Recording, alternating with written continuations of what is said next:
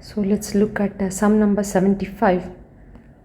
Okay, sum number 75. I just spotted it down. Where is it? Yeah, here is the sum number 75. If you see from P, it's going up to a C2 and then in turn connected to C3 and C1 and C1 and C3 in parallel. So therefore you know that this is going to be converted into a capacitor like this with C1 and C1 and C3. This is C2, a C1 and C3 in parallel, and which in turn is totally in parallel with C4. Okay, I hope you understood this, the way this has been reconstructed. Find the effective capacitance between P and Q. So you know this one end is P, another end is Q. Okay, so equivalent, these two are in parallel and each of them are I think 6 microfarad. So then they are parallel, so 6 plus 6 is 12 microfarad. That 12 microfarad is in series with this capacitance, so it's 12 into 6 by 12 plus 6. 12 6 is 72, 18, so it's 4 microfarad, and that 4 and this 6 microfarad are going to be in parallel because the Q is here and the above and the below are in parallel, so it is 6 plus 4, 10. So we can say that the C equivalent in this case is 10 microfarad. And so then they want to find the charge, the total charge is C equivalent into V. If you know the voltage, supply voltage is 10 volts, it's 10 microfarad into supply voltages. The potential difference between P and Q is 10 volts has been given. They've given it as 10 volts. Okay. So C equivalent, that will be the total charge into 10, which will be 100 microfarad will be the total charge that's flowing through the entire circuit. Okay, but that is getting split up like this. So then you know that this 6 microfarad is going to receive all the potential because it's completely in parallel. And so we say that this is receiving a 10 volt. And so can we say that the charge here is C into V, which is 6 into 10 to the power minus 6 into 10, 60 microcoulomb is a charge that flows through here. Can I say that because this entire thing is in parallel to PQ? So if I know that 100 microfarad is a total charge and 60 microcoulomb, 60 microcoulomb flows through here, so balance 40 microcoulomb will flow through here. So I know the 40 microcoulomb flows through C2 as well as the parallel combination that to this 12 microfarad also. So what is that they want you to find? Find the ratio of charges through C1 and C4. Through C1 and C4, okay. Yeah, through C1, you know that, let's find the voltage across this. V is equal to Q by C, which is 40 into 10 to the power minus 6 by, what is this, 6 microfarad, 6 into 10 to the power minus 6. So it is 20 by 3 is the voltage. The total voltage is 10 minus 20 by 3 will make it 30 minus 20. At 10 by 3 volts is the voltage that's going to remain through this balance, through this, it will be 10 by 3 volts. Okay, so you know that both of them, whether C1 or C3 is going to have 10 by 3 volts and 6 microfarad. So let's find the charge through Q1 is C1 into V, which is 10 by 3. So what is C1? 6 into 10 to the power minus 6 into 10 by 3, 3 2s are 6. So it's 20 microcoulomb. So the ratio of the charge through this, through the C1 and C4 is 20 microcoulomb by 60 microcoulomb. Therefore it is 1:3. So that's about that sum. Let's go to next question, 76th question. Two capacitors of unknown capacitance C1 and C2 are connected first in series and then in parallel to a battery of 100 volts. So first initially C1 and C2 are connected in series to a battery of 100 volts. Okay, and then they are also connected in parallel. C1 and C2 are connected in parallel to 100 volts. And in this, it's C1 plus C2. In this, C1 C2 by C1 plus C2. Okay, if the energy stored in the two combinations So in the first one, the energy stored is 0.045 joules. In the second one, the energy stored is 0.25 joules. You know the energy, that's the energy stored in the two cases. Determine C1 and C2. Also calculate the charge on each capacitor. So the two capacitors of unknown capacitance are connected first in series and then in parallel across a 100 volt.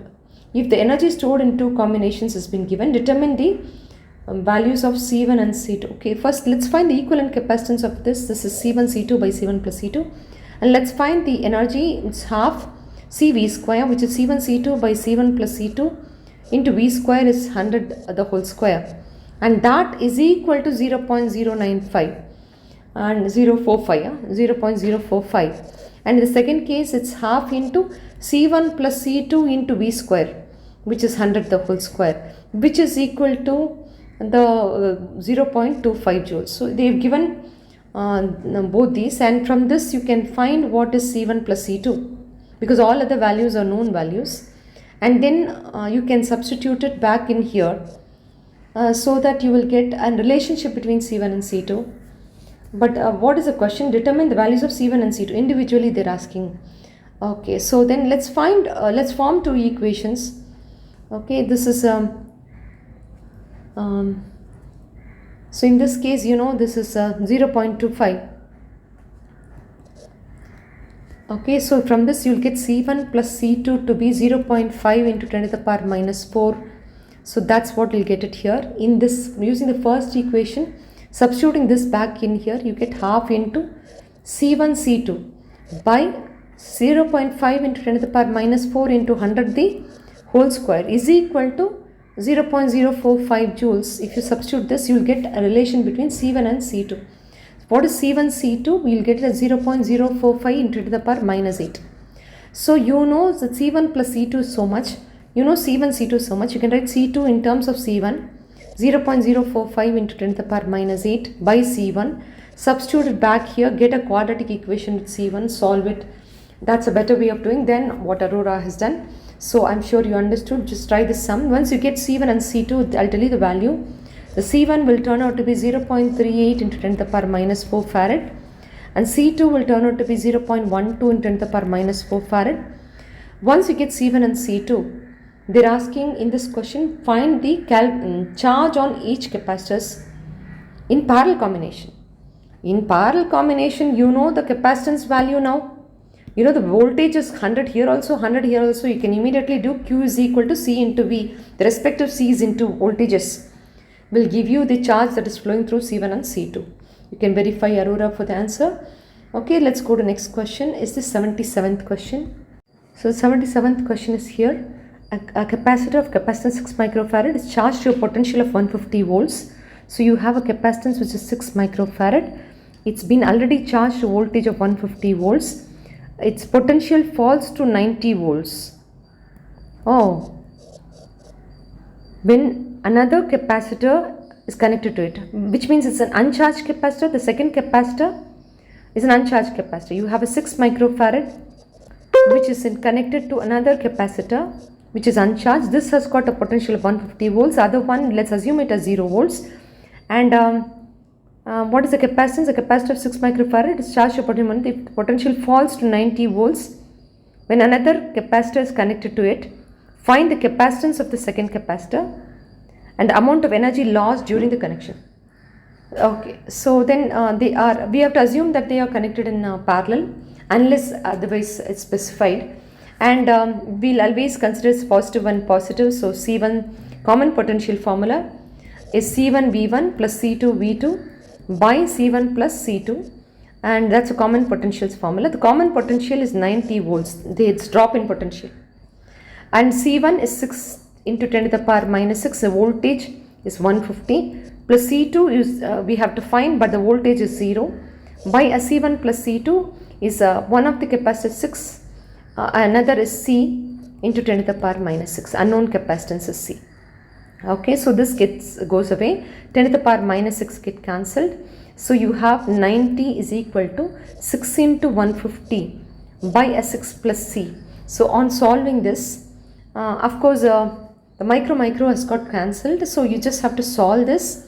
You get a value of C, and so if you solve this, this is like 6 ones are 6, 6 5 30, and 15 into 10. So when you cross multiply, you get 6 plus C is equal to 10. C is equal to 4. So it's 4 microfarad. Remember, when you get 4, you have to write as 4 microfarad. So you found the unknown capacitance. So what are they asking next? Find the energy lost. Energy lost formula is half C1 C2 by C1 plus C2 into V2 minus V1 the whole square, where one of the voltage is 0, another voltage is 150. So half into C1 C2, you found both the, both the capacitances. One is 6 into 10 to the power minus 6, another is 4 into 10 to the power minus 6 by 6 plus 4, 10 into 10 to the power minus 6 into V2 minus V1 the whole square. One of the voltage is 150, another voltage is 0, so 150 the whole square. So on substituting this, so this is the formula for loss of energy. They are asking only for loss of energy, so just directly substitute this. You were supposed to get 0.027 joules. 0.27 joules. That's not the way Arora has done. It's unnecessary. If you know loss of energy is direct formula. Okay, so let's go to next question. Next question is the 78th question. Let me see, here is it. In the following arrangement, the energy stored in 6 microfarad capacitor is E. Find the value of the following. See, I'll just tell you, the diagram goes like this, okay. There is a battery here, and there is a 6 microfarad capacitor and a 12 microfarad capacitor, which are both in parallel, and there is a 3 microfarad here, okay. And the question is like this, and 6 microfarad here, a 12 microfarad here, both of them are parallel, so it's just together, it's 18 microfarad, in series with 3 microfarad. So this is the question, and the diagram is not missing, so this is the diagram for 78th question. The energy stored in 12 microfarad capacitor. The battery that it's connected to, have they specified the voltage? They have not. All that they have said is the energy stored in the 6 microfarad capacitor is E. In this, the energy stored is E. Find the value of the energy stored in 12 microfarad. What do you know about 6 microfarad and 12 microfarad? They share the same potential because they both are in parallel. Okay, so then I will use this one and find the potential, because the formula is half CV square is equal to E, because they told the energy is E, and the capacitance is 6 into 10 to the power minus 6 into V square is equal to E. So then therefore V square is E by 3 into 10 to the power minus 6. That becomes your V square. Just keep this as your first statement, and you know that V will be root of this, and that's the same voltage which is going to appear across the 12 microfarad also. Okay, so what are they asking? Energy stored in the 12 microfarad capacitor is going to be the same voltage, and only the capacitance is changing. So it is half CV square, which is 12 into 10 to the power minus 6 into V square is this V square, which we can square E into 3 into 10 to the power minus 6, and this will give me the energy stored across the 12 microfarad capacitor. And so here you can just cancel it and solve it, and you'll get it to be, can you see, this is 6 and this is 2 and 10 to the power minus 6, so 2E. So you know that the energy stored in this capacitor is E, the energy stored in this becomes a 2E. So that you are doing it using the voltage remains same. Using the first capacitor, you are finding the voltage and substituting it to the second. So that is answered. The energy stored in 3 microfarad capacitor, which means this one. They are asking for energy stored in 3 microfarad capacitor. If I know the charge that is flowing through these two, it will be the same charge that will flow through here. And I can use the formula half Q square by C, because I do not know the voltage, the total voltage, for me to do anything. Okay, so then I just want to find the charge through this parallel, and let's find what is that? What is it? You know that the voltage. Do you know the voltage? Yeah, you know the voltage is here, And you know the capacitance is here 6 microfarad and 12 microfarad. So the charge is Q is equal to C into V. So let's find the charge through here. Q is equal to Q1, let's keep it C into V, 6 into 10 to the power minus 6 into voltage is root of E by 3 into 10 to the power minus 6.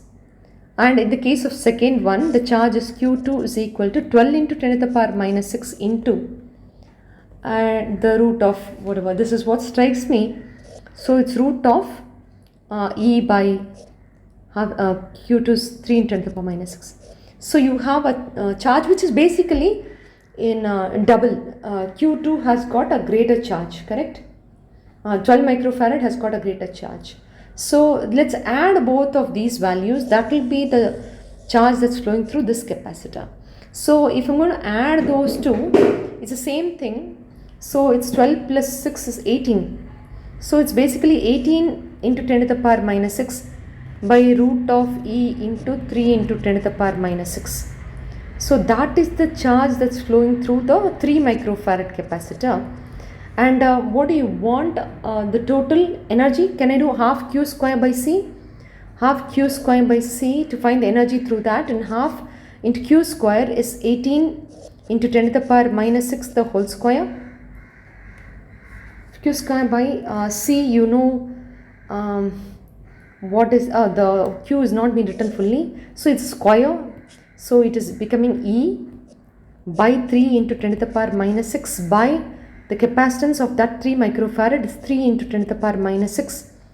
So when I combine this, I'll get half into 18 into 10 to the power minus 6 into 18 into 10 to the power minus 6 into E by 9 into 10 to the power minus 12. These two is getting cancelled. 9 2s are 18, 2 and 2 get cancelled. I'm getting an answer which is 18E, and that's the right answer. See, look at the way I've done it, very simple. I've not even seen what Arora has done. So if you can understand what I've done and do the way I've done, it will become very easy for you. So let's go to next question. The next question is sum number 81. Whatever is here, we're going to do this sum number 81. So shows two identical capacitors C1 and C2, each of 1 microfarad capacitance, connected to a battery of 6 volts. Initially switch S is closed. After some time switch S is left open. The dielectric slabs of dielectric constant K is equal to 3 is inserted to fill completely the space between the plates of the two capacitors. How will the charge, the potential difference between the plates of the capacitor be affected after the slab is inserted? Basically C1 is remaining connected, C2 is disconnected, and you're inserting a dielectric slab. Okay, so you can write this connected disconnected. Okay, you know this is C1 and this is C2, so you can have one capacitor and the second capacitor. The one is still remaining connected, the second one is disconnected, and you know that the initial charge, whatever was the initial charge, and you're inserting a dielectric slab also, it will become K into Q naught, whereas in disconnected it will remain to be Q naught, correct? And so that Q naught is the initial charge. You can find the initial charge because initially these two were in parallel. So it was a C1 plus C2, which is 2 microfarad, and you have voltage is 6 volts, and Q is equal to C into V. C is 2 into 10 to the power minus 6 into 6 volts. 12 microcoulomb is the charge that flows through initially, and the 12 microcoulomb will get split up equally because the capacitances are the same. So we can say 6 microcoulomb was the initial charge that flows through each capacitor. Can I say that? So I know that Q naught is 6. It is going to be K times Q naught, and where K is equal to 3 they have given. So in the connected, the charge will become 6 3s are 12 microcoulomb. For the disconnected, it will remain to be 6 microcoulomb. Okay, that's my observation on connected and disconnected based on the for the charge. So the charge is over. So let me talk about what are they asking in this? How will the charge and the potential difference between the plates of the capacitor be affected? So the total charge, therefore, now after what are they saying? Q1 and Q2, can you see 6 microcoulomb, which is what I found, Q naught. Now after insertion, Oh, it's 3s are 18 microcoulomb. Sorry, when you multiply it with 3, it's 18 microcoulomb, which is what they have written here. And for disconnected, it will still remain 6 microcoulomb. And what are they asking? When the switch is open, the potential difference on C2. The question is potential difference across C2. You know, let's talk about the potential. Voltage. For connected, it will remain V0. For disconnected, it will become V0 by K, according to the tabular column that I taught. And do you know the potential? They are parallel. So here also 6 volts. Here also it was 6 volts only, because they parallel connection. So here it is going to remain 6 volts. Here is going to become 6 by 3. So it's going to get reduced to 2 volts. So that's this answer. You can tabulate it like this and write your answer. That gives you so much clarity. So let's go to 82nd sum. A parallel plate capacitor of capacitance 20 microfarad is connected to 100 volt supply. Capacitance is 20 microfarad is connected to a 100 volt supply. After some time, the battery is disconnected and the space between the plates of the capacitor is filled with dielectric constant of 5. You're going to fill it. Calculate the energy stored in the capacitor before after dielectric is put in. So before inserting, this is only afterwards. So initially, this is what is happening, and you want to find the energy stored in the capacitor before and after. Okay, you know that you cannot use the formula half CV square. You can't use the formula half CV square because the capacitance, the moment you insert before inserting a dielectric slab. So why don't I do before inserting a dielectric slab? It's half CV square, which is half into 20 into 10 to the power minus 6 into 100 the whole square. And after inserting a dielectric slab, the C is going to become 5 times C naught, original capacitance, 5 into 20 into 10 to the power minus 6 into 100. The voltage will remain the same whether there's dielectric is there or dielectric is not there, because was it disconnected? Let me read the question once again. A parallel plate capacitor of capacitance 20 microfarad is connected 100 volt supply. After some time disconnected. So it's getting disconnected and a dielectric is inserted, then the V0, the potential become V0 by K, and that the whole square. You cannot write it as 100, it's 100 by K. So that's the comparison. So half CV square is half into, in this case is direct. Okay, you can find the energy stored. What is this? V square is 100, 10 to the power 4, this 10 to the power minus 6, another 10. So this will become 10 to the power minus 2 into 10 to the power minus 1, or 0.1 joules.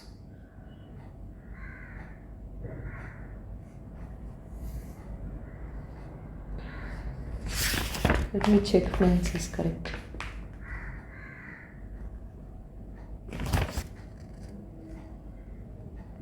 Second question, right? Yeah, it's correct. But the second case is half CV square, where V0 becomes V0 by K because it's disconnected. So half into C is again K times C, because dielectric is inserted. 5 into 20 into 10 to the power minus 6 into 100 by K is 5 the whole square. When you calculate this, you'll get whatever answer. It's 25 fours are 100, and that will become 625. This will become a 10, and this will become 50 into 10 to the power minus 6 into another 50, which will make it 2500, and 10 to the power minus 6 is still there.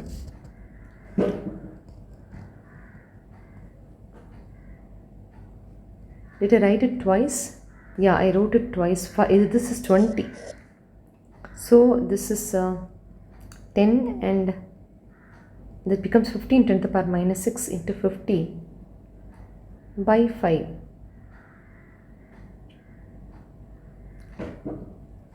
Yeah, it's correct. So I'm getting an answer which is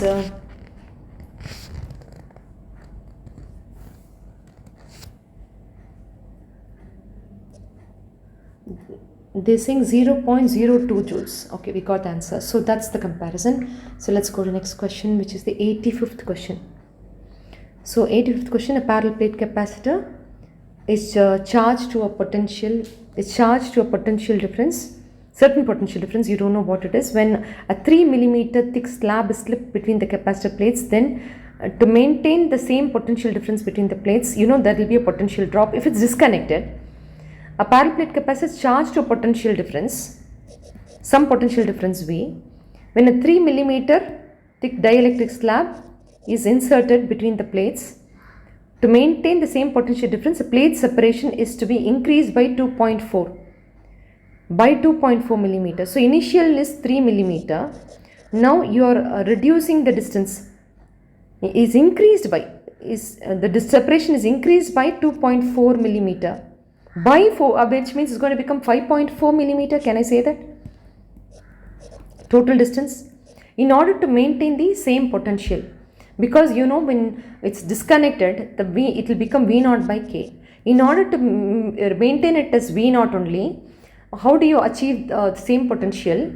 By by increasing the distance between the plates, they are trying to maintain the same potential, which is brilliant. Okay, so this is quite a tricky question. Okay, so V is equal to E into D.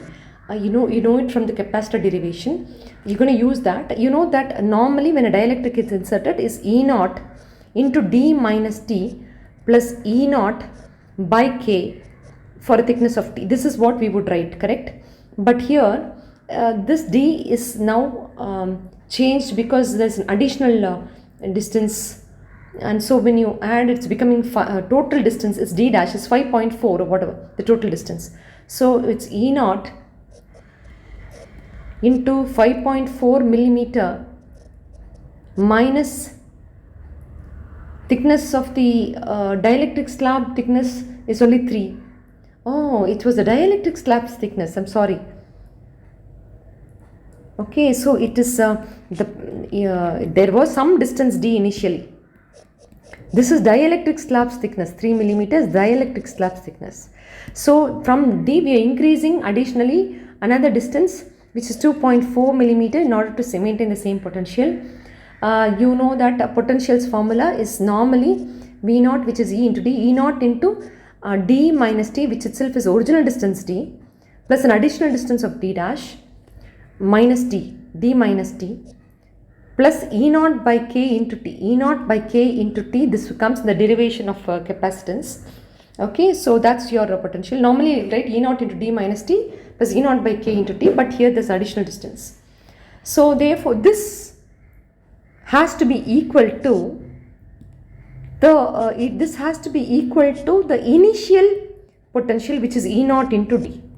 So equate this with this. Okay, so E naught into D plus D dash minus T plus E naught by K into T is equal to E naught into D. What happens when you take this in? E naught into D and E naught into D will get cancelled. You will get E naught into D dash minus E naught into T plus E naught by K into T is equal to 0. So in this you want to find what is K, take this to the other side. So the question is find the dielectric constant of the, so it's take it to the other side. You can write it as E naught into D dash minus T is equal to minus E naught by K into T, correct? Where E naught and E naught can clearly get cancelled, we can write an expression for dielectric constant where K can be written as T by D dash minus T with a negative sign, and you want to ignore the negative sign, you can write T by T minus T dash, and you know the thickness of the dielectric was 3 millimeter by 3 millimeter minus the increase in distance was 2.4 millimeter. From this what we get the answer from this, the moral of the story is that when you are inserting a dielectric slab between the parallel plate capacitor and the potential drops, if you do not want the potential to drop, increase the distance in such a way that the potential will remain a constant. That's another moral of the story. Very, very important. So let's go to the next question, is the 86th question. So a parallel plate capacitor is designed with a voltage rating of 1 kilovolt. There's a voltage rating. What is the meaning of voltage rating? Is a maximum possible voltage it can take. So a 1 kilovolt or 1000 volts is a maximum voltage A parallel plate capacitor is to be designed that it can take 1000 volts or 1 kilovolts using a material dielectric constant K is equal to 3, and the dielectric strength about 10 to the power 7 volt per meter. And one time what is dielectric strength, and from the unit I understood it's nothing but the electric field because it's volt per meter, E is equal to V by D. For safety, we would like the field never to exceed 10% of the electric strength. This should not, it should be only 10 to the power 6 volt per meter, should not exceed. Safety purpose. They are saying let the electric field not exceed 10% of it. So 10 to the power 6 is the maximum voltage. Let's change it now. Okay, so now for safety, we would assume 10% of the electric strength. What maximum area of the plate is required to have a capacitance of 50 picofarad? So 50 pico 10 to the power minus 12 farad. That should be the capacitance, equivalent capacitance. And what should be the area? Okay, so you know that the electric field has been given. E is equal to V by D is all we know. And from this we can find what is V. Or we can, if you know V, V you know is 1000 volts. You know the electric field and V, you can therefore find the distance between the two plates V by E. So it's 1000 by 10 to the power 6, which will become 1 by 10 to the power 3. So 10 to the power minus 3 meter is the distance between the plates. You got that. Now you write C is equal to epsilon naught into A by D. And but here there's a dielectric medium, so it's K times, which is 3.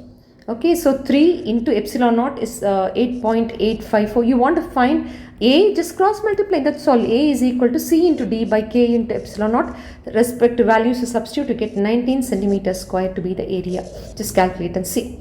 So let's go to next question. The next question is this: capacitance of parallel plate capacitor is 50 picofarad. Okay, same like your last sum, 50 picofarad. The distance between the plates D is given 4 millimeter 10 to the power minus 3 meter. It is charged to a potential of 200 volts, and then the charged battery is removed. Then a dielectric constant K is equal to 4 of thickness T is equal to 2 millimeter, which is 2 into 10 to the power minus 3 is inserted. It's like complete capacitance derivation, correct? So what are they asking? They are asking for the final charge on each plate, the final potential difference between the plates, the final energy in the capacitor, and the energy loss.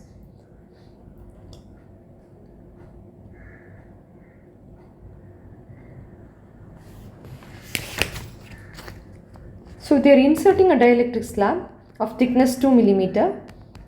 So the capacitance of parallel plate capacitor initially is 50 picofarad when the distance between the plates is 4 millimeter. So with that you can write one equation, no? With this, you know, C is equal to epsilon naught into A by D. That is your first. When the dielectric constant is inserted, you know C dash is equal to epsilon naught into A by D minus T plus T by K. You know both these formulas. So for first case and second case, you know these formulas. So the charge on the capacitor plate when 200 volt is applied. So let's find the charge on this. You know Q is equal to C into V. So 50 into 10 to the power minus 12 into 200 will give me 10 to the power minus 8 coulomb. I got the charge, initial charge on this capacitor. Now after the battery is removed also, the charge will remain the same, but if you because you're disconnecting it. You're certainly disconnecting it. Are you disconnecting? A capacitor parallel plate 50 picofarad distance, it is charged to 200 volts and then removed. The charge will not get multiplied by dielectric constant K because it's still not connected. So it will remain the same. The charge in this case is also 10 to the power minus 8 coulomb only. It is not going to change. Okay. Since the charge is going to be the same, what is the formula for charge here? It's C into V. What is the formula for charge here? C dash into V. Will the potential remain the same? Will it become V naught by K, the potential in the final case? Okay, what are we trying to find here is to find the, on replacing dielectric slab, suppose the capacitor becomes C and the potential becomes,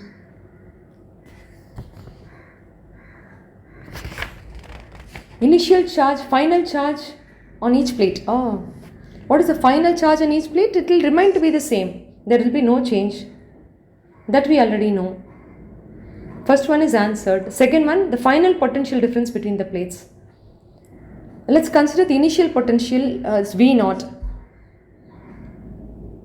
The final potential, according to me, is just V naught by K. Because we have inserted dielectric. So it's 200 by K. What is K? What's the dielectric constant? 4. So can I say it's 50? So that 50 volts, can I say to be the final potential? And so the potential difference between initial and final is 150 volts, and that's what they are asking. The potential difference. Next, the final energy in the capacitor. The final energy in the capacitor, this is what it is, right? For this it's half CV square, but the final energy is what they are asking is half into C itself is K into C, and V square is V naught by K the whole square. On substituting this formula, you will get the final energy, which will turn out to be, just do what I am saying, just don't copy from Arora. K itself is 4 into C itself is 50 into 10 to the power minus 12. It's got multiplied by K because we have inserted dielectric medium. Into V naught, the potential is getting dropped. V naught by K itself is 50. We have found it already. So it's 50 the whole square. You calculate this will become 2, 5 2s are 10 into 10 to the power minus 12 into 2500. So these 3 zeros will become 10 to the power minus 9. 25 into 10 to the power minus 9. Another 5 is there. So it will become 625 into 10 to the power minus 9 joules is the final, the energy in the second case. And so then if they are asking for energy loss, I can't do energy loss for this sum using half C1 C2 by C1 plus C2 and V2 minus V1 whole square, because that is altogether different case where one is charged one potential and other is charged another potential. This is comparing initial and final, same capacitor only. So do you half CV square, half into 50 into 10 to the power minus 12 into V square is 200 the whole square. You find this and find the difference between the two energies, that's all. Okay, so you get this to be some 6.25 in 10 to the power minus 7 joules, and so subtract it, you get the energy difference. Final energy of this energy you have to calculate. Okay, so it's 25, this is 200, make it 400, 25 into 10 to the power minus 12 into 400, 25 4s are 100, 10 to the power 2 into 10 to the power 2 into 10 to the power minus 12, which will make it 10 to the power minus 8. That's the energy, final energy. If you want it in the same powers, 10 to the power minus 8, if you want to make it in 10 to the power minus 8, it's 10 to the power minus 8 into 10 to the power minus 1. So this comes down.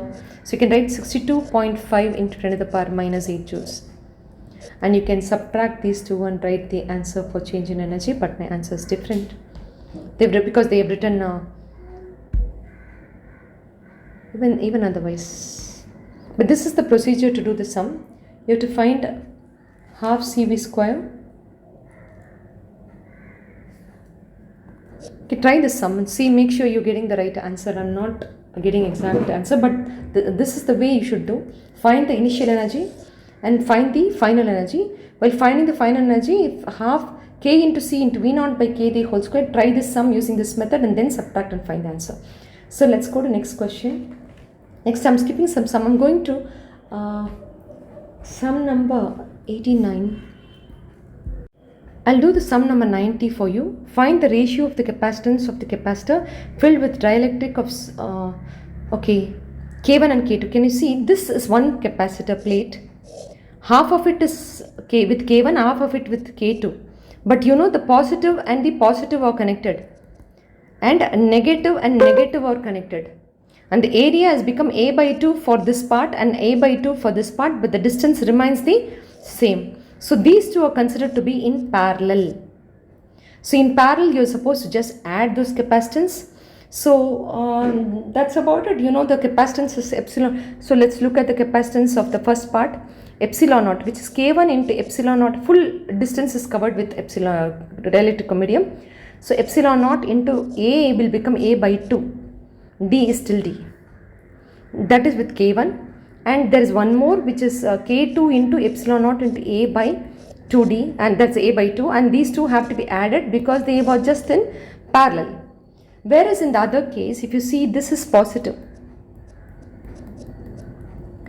and this is negative, which means this end is negative and this end is positive, which shows that these two are in series. The area remains, the area of this capacitor and this capacitor is the same, but the distance has become d by 2 and d by 2. Let's write this capacitance, okay? So it's epsilon naught, the series, so C1 C2 by C1 plus C2, or 1 by C1 plus 1 by C2. So 1 by C1 plus 1 by C2, 1 by C1 is again K1 into epsilon naught into A by D. The D is becoming D by 2 by D by 2. So with this will go up and D will come here and 2 will come here. So that's what it is. I hope you're clear. So next there is one more, which is 1 by with 2 K2 into epsilon naught into A and other D become D by 2. So that's this is the 2 you get, and you have to take what is common. 2 epsilon naught A, the denominator is common, you get 1 by K1 plus 1 by K2. So you can write D by 2 into epsilon naught into A, K1 K2 by K1 plus K2 on the numerator, and you need to reciprocal this whole thing, right, because it's 1 by C1 plus 1 by C2. Therefore C equivalent in the second case is K1, or it's 2 into epsilon naught into A by D, K1 K2 by K1 plus K2, and this is the final formula. They are asking for ratios of the capacitance in the two arrangement. We have to divide the first equation by the second equation. The first equation, what do you have in common? You see epsilon naught into A by 2D is common. You have a K1 plus K2, and that is your first equation's answer. That has to be divided by this. As you are doing C1 by C2. What was it? It is epsilon naught into A by 2D into K1 plus K2 by a 2 into epsilon naught into A. Why is there a 2 here? You have to just reciprocal this, right? DD, okay. So 2 into epsilon naught by D into K1 K2 by K1 plus K2. You know this K1 plus K2 will go up. It will become K1 plus K2 the whole square. Epsilon naught into A and D is getting cancelled. This 2 and 2 is going to make it a 4. So a C1 by C2 is 1 by 4 into K1 plus K2 the whole square by K1 K2, and thus you get the ratios of the two capacitances in such a case. And if you know the values, you can substitute and get this. If you know K1 K2 and all, you can just substitute. They seem to have given all that in the question. So let's go to next question.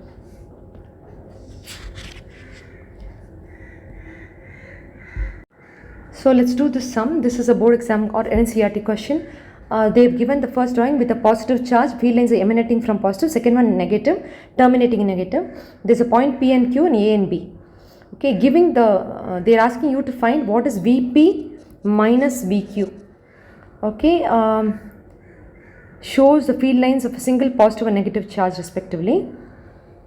Give the signs of potential difference VP minus VQ and VB minus VA. You know that when you have a positive charge, electric field lines emanate from positive, and the electric field is greater here. Electric field is greater here, the electric field is lesser here. You know, E is inversely proportional to R square. So can we say that at the point P, the electric field is greater, at the point Q, the electric field is lesser? And so can I say that the potential at the point P is greater than the potential at the point Q? So therefore, can I say VP is greater than VQ? Yeah, so VP minus VQ is always greater than 0 and its positive value. But when you look at the second case where there's a negative charge and it's like this, you know that this is B and this is A, and you know at B has got a stronger field, A has got a weaker field, which shows that the potential at B is greater than potential at A. So VB is greater than VA, and VB minus VA, if they're asking, is going to be only positive. So that answers the first question. Second part of the question is, give the sign of the potential energy difference of a small negative charge between the points Q and P. So if you're going to imagine a small negative charge, the sign of the potential energy difference of a small negative charge between the points Q and P. The potential energy at Q will be greater than the potential at P because why? Because it's a negative charge. Can you imagine a negative charge here? Negative charge here will have a greater kinetic energy. Farther away will have greater kinetic energy, lesser potential energy. So even though this is positive charge, a negative charge which will be attractive in nature. So when a negative charge is far away, it's going to have greater kinetic energy. As it comes closest, the potential energy will increase. But for now, let's imagine this is so far, this P is farthest and Q is farthest and P is nearer. And you know that potential energy at Q, okay, let me explain this well, okay. You have a positive charge, you have a P and a Q, you have a negative charge which is being placed somewhere here. You know that the negative charge will have greater attractive force. So as it comes closer, the attractive force is going to be more. Attractive force is going to be more. Only when this repulsive force is more, the potential energy will be maximum. Very important point. Repulsive force is more, the potential energy will be maximum. So as it comes closer and closer, the attractive force is more, so potential energy at this point will be lesser when compared to potential energy at Q. So potential energy at Q is greater than potential energy at P, and so we can say the potential energy at Q minus potential energy at P will be greater than 0. I hope you understand. I'll explain this once again. Suppose you have a positive charge and the electric field line is like this. A negative charge is placed between Q and P.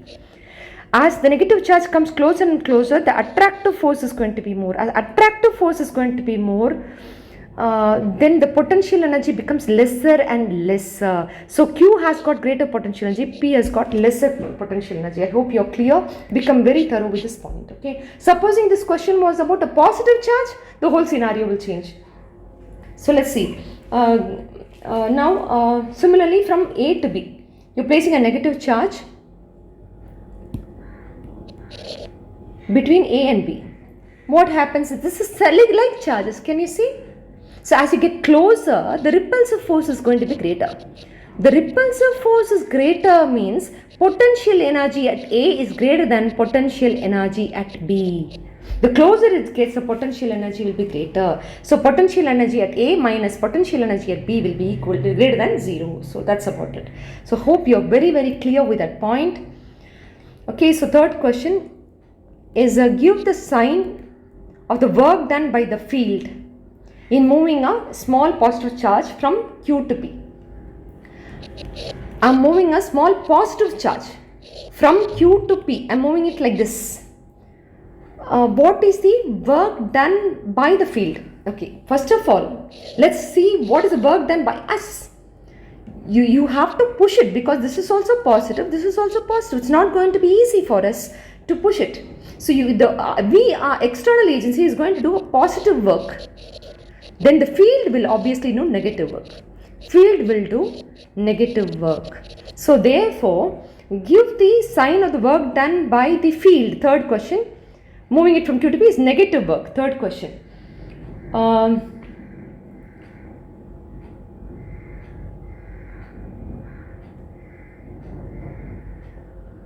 The work done will be the work done by the field in moving a small positive charge from Q to P will be negative. That's what I said. Yeah, super. So then next is Give the sign of the external work, external agency's work from B to A. What charge is it? Negative charge. Negative charge from B to A. Again, you need to put force. So it's positive work. By external agency, it's positive work. By the field, it will be negative work. I hope you are clear. So that answers that question also. So next is, does the kinetic energy of small negative charge increase or decrease when moving from B to A? You're moving the, okay, this is negative and negative, correct? You're moving the negative charge close, potential energy increases, the kinetic energy decreases. Does the kinetic energy of small negative charge increase or decrease? From B to A, it will obviously, potential energy increases, kinetic energy has to decrease. So that answers this question. It's a very, very important question. So let's go to next question, which is, yes, this 11th question. Two uniformly large parallel thin plates having charges plus sigma minus sigma or surface charge density is kept in XZ plane. XZ plane. They've given x-axis like this, a y-axis is like this, and a z-axis like this. Something which is placed in XZ plane will be like this XZ plane. Uniformly charged parallel plates. So I have to place one more plate, and that's going to be like this. So this is how you place parallel to XZ planes. That's what the diagram also says. Excepting that I kept it in the origin, they have kept it not at the origin. Okay, that's the only difference. So you have it like this. Sketch the equipotential surface due to the electric field between the plates. You have this is plus sigma and this is minus sigma. It's like a two parallel plate capacitor, which is sigma is Q by A. The area is the same. So you can say that's going to be emanating from positive, terminating in negative, emanating from positive. The electric field is going to be downward direction. Sketch an equipotential surface. Equipotential surface due to the electric field. You know that the electric field is like this. For a parallel electric field, the equipotential surface will be like that, a plane perpendicular to it. So this is what is E that they have drawn here. Can you see? This is the equipotential surface because the electric field is like this. Okay, so I'm sure you understood. So what is the magnitude and the direction of the field? It's downward. What's the magnitude of the field? And they're asking for the magnitude of the field. Then you should write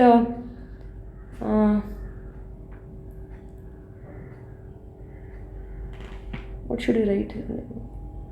Okay, let's see. Electric field E is equal to F by Q is all I know.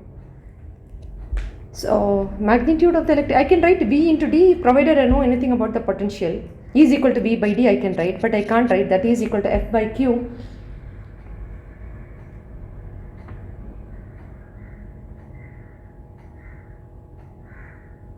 And F itself will be mg, considering m is the mass of the plate.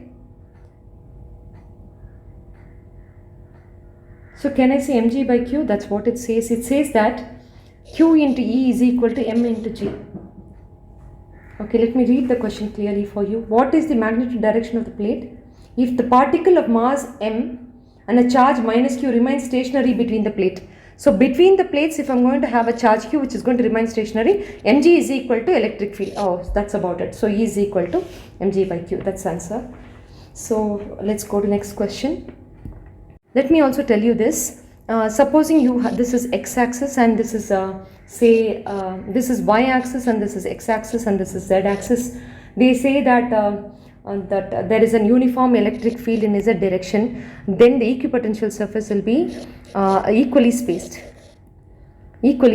But but when this is an increasing electric field, this is uniform electric field. Okay, they'll all be spaced uniformly. But when there is an this is y and this is x and this is an increasing electric field, so equipotential surface will be close, increasing electric field. Increasing means the electric field is stronger here, so it will be closer here, whereas here it will be far away. Can you see D1 and D2, and D1 is lesser than D2. Similarly for decreasing, it will be the other way around. I hope you understood. So that's the way you have to draw the equipotential surface. So there are many other sums. You can try it on your own, and you can try to get the answers for every sum. And